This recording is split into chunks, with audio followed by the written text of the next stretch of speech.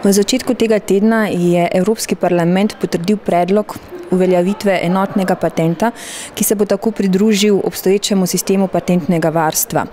Nacionalnim in evropskim patentom se bo tako pridružil unitarni oziroma enotni patent. In kakšne so prednosti enotnega patenta? Predvsem bo omogočil enkratno prijavo v angleškem, nemškem ali francoskem jeziku.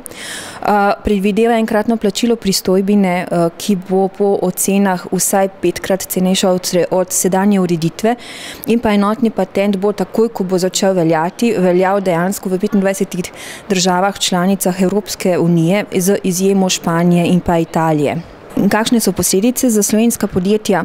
Predvsem zaradi velikega števila novih veljavnih patentov bodo slovenska podjetja bolj omejena pri razvoju in trženju novih produktov pa tehnologij, tako na domačem trgu kot tudi na skupnem evropskem trgu.